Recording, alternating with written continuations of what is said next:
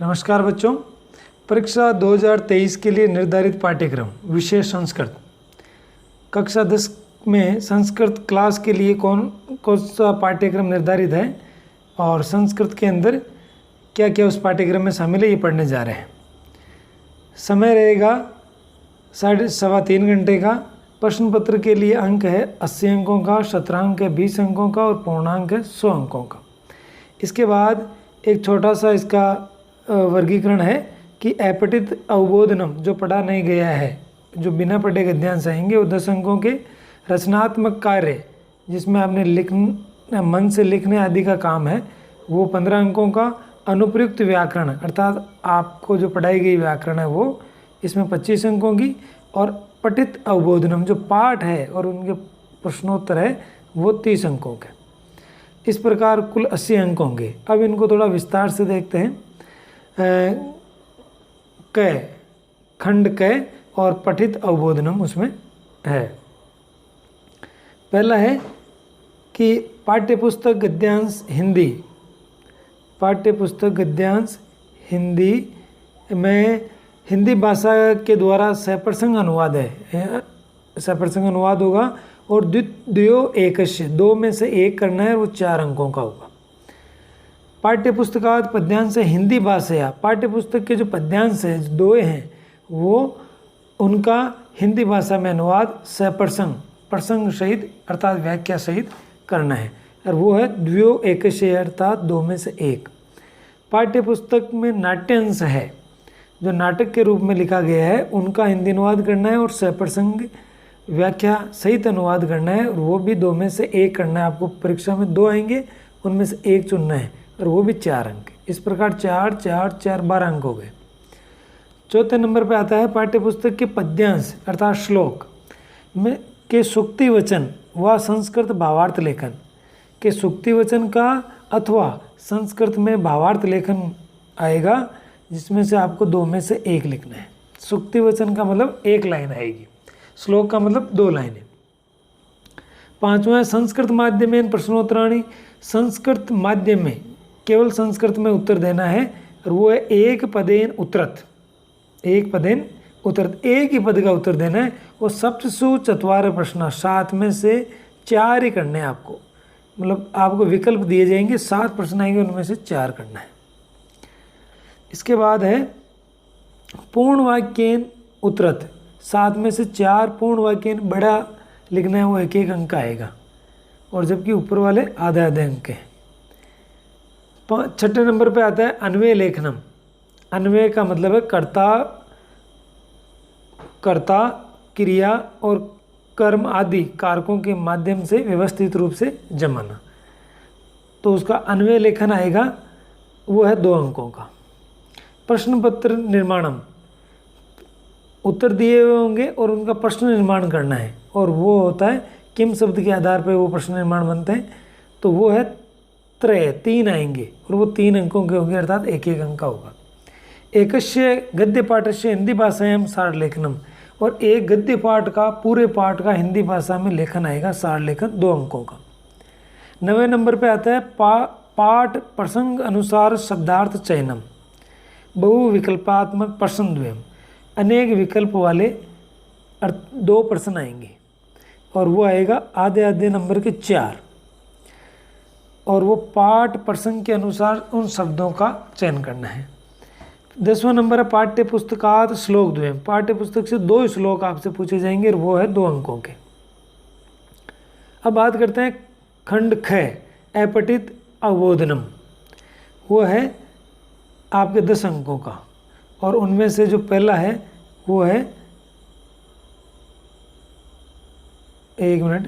उनमें से जो पहला है वो है 80 से 100 शब्द परिमित है। 80 तय शतम, तो 80 से 100 शब्दों तक एक है सरल गद्यांश, एक सरल गद्यांश आएगा। उसके बाद है एक पदेन उत्तरत। एक पद में आपको प्रश्न चतुष्टयम 4 प्रश्नों का समूह आएगा, उनका उत्तर देना है 1-1 पद में। किसमें से? अपठित, जो नहीं पढ़ा गया है ऐसा गद्यांश आएगा जो आपके पाठ्य पुस्तक में नहीं पढ़ा गया है। दूसरा पूर्ण वाक्य है, उसमें थोड़ा सा बड़ा है, 1 से अधिक लाइन एक से अधिक शब्दों में उसका उत्तर हो सकता है, और वो आएंगे 3 प्रश्न एक एक के। इस प्रकार ये हो गए 5 अंकों के। उसके बाद है शीर्षक, जो गद्यांश है उसका पाठ मान लीजिए उसको, और उस पाठ का जो शीर्षक है, हेडिंग जिसको कहते हैं, उस पाठ का जो नाम है वो आपको लिखना है। वो 2 या 3 शब्दों में आप लिखना है, एक में भी हो सकता है। फिर है उसका पूरे पद्यांश का संक्षिप्तीकरण करना है, समरी लिखनी है। 5वां है अनुच्छेद आधारित भाषा वर्णनम। उसमें पहला है बहुविकल्पात्मक चत्वार है प्रश्न, अनेक विकल्प वाले 4 प्रश्न होंगे। पहला है वाक्य कर्तृ क्रिया पद चयनम, वाक्य में कर्ता कौन सा है और क्रिया कौन सी है ये छांटना होता है। दूसरा आएगा उसमें विशेष्य कौन सा है और विशेषण कौन सा है। अगला है संज्ञा स्थाने सर्वनाम प्रयोग है अथवा सर्वनाम स्थाने संज्ञा प्रयोग है। संज्ञा के स्थान पर सर्वनाम और सर्वनाम के स्थान पर संज्ञा का प्रयोग होने वाले शब्द कौन सा है, उसी गद्यांश में से आपको प्रश्न दिया जाएगा। उसी गद्यांश में से पूछा जाएगा पर्याय या विलोम शब्द। इस प्रकार ये खंड ख हुआ। अब बात करते हैं खंड ग, अनुप्रयुक्त व्याकरण। पहला है कि ये अनेक विकल्पों में आएंगे या अति लघुतरात्मक प्रश्न होंगे। पहला उसमें से है संधि। आपको पता होगा 9वीं क्लास में स्वर संधि है और 10वीं क्लास में व्यंजन और विसर्ग संधि है। उसमें से भी उसके कौन कौन से भाग हैं वो देखिएगा, सचुत्व, सटुत्व, जसत्व, चरत्व और अनुस्वार। विसर्ग संधि है विसर्ग से लोप, उत्व, रुत्व और सत्व, ये इसका भाग है। उसके बाद आएगा आपको समास, और समास में शामिल है अव्ययभावी समास, क्रमधारय, द्विगु, बहुब्री और द्वंद्व समास। ये इसमें समास आपके शामिल है। 5 समास हो गए। कारक, कारकों का सामान्य परिचय है। उपपद विभक्ति आएगी। उपपद का मतलब है कि एक शब्द जिससे कारक प्रभावित होते हैं। जैसे नमः एक शब्द है, लेकिन नमस्करोति शब्द नहीं है, धातु है। तो उपपद जो एक शब्द वाले कारक होते हैं उनको उपपद विभक्ति कहते हैं। तो वो आपसे पूछेंगे और उनके आधार पर अशुद्धि संशोधन या वाक्य प्रयोग आएगा। 4था नंबर पर प्रत्यय, और आपके दिए हुए हैं ये कर्तरी प्रत्यय जो धातु से बनते हैं, और तदित प्रत्यय जो शब्द से बनते हैं, और कुछ 2 प्रत्यय दिए हुए हैं आपके स्त्री प्रत्यय जो पुल्लिंग शब्दों से बनते हैं। तो इस प्रकार ये सत्री, शानस, तव्यत, अनियर, तिन, ल्यूट, त्रिच, मतुप, इन, ठन, त्व, तल और टाप और अंगिप ये पढ़ते हैं। अगला है अव्यय पदानी। सामान्य परिचय होगा अव्ययों का, और वाक्य में अव्ययों का प्रयोग किया गया है। उपसर्ग, उपसर्गों में से कौन कौन से शामिल है? वैसे संस्कृत में 22 उपसर्ग होते हैं, लेकिन यहाँ पर आपके जो परीक्षा में आएंगे वो औ, अप, निस, निर, दुर, आंग अर्थात आ, आंग का मतलब आ, उद और अधि ये आएंगे। शब्द रूप जिसमें से पूछा जाएगा वो है छात्र, हरि, पितृ, गौ, गुरु, नदी, वधु, अस्मद, युष्मद और त्रिशुलिंगेश, और तीनों लिंगों में आपसे पूछे जाएंगे सर्व, तीनों लिंगों में तत्, तीनों लिंगों में यत और तीनों लिंगों में किम आएगा। ये आप याद कर लें। अगला बिंदु इसमें व्याकरण में आएगा वो है धातु रूपाणी, और धातु रूप में कौन सा है वो एक बार देखते हैं।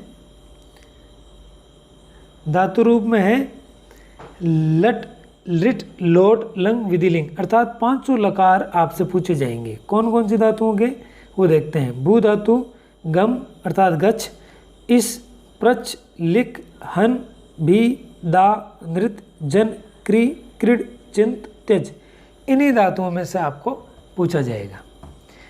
अगर एक धातु आप याद कर लेंगे प्रश्मेयपदी तो सभी प्रश्मेयपदी धातुएं लगभग याद हो जाएगी। आत्मनेपदी धातुओं में कौन सा है आपके? केवल शेव और लब है, और उसमें भी केवल लट लकार है, तो आसान सा आपको दिया हुआ है।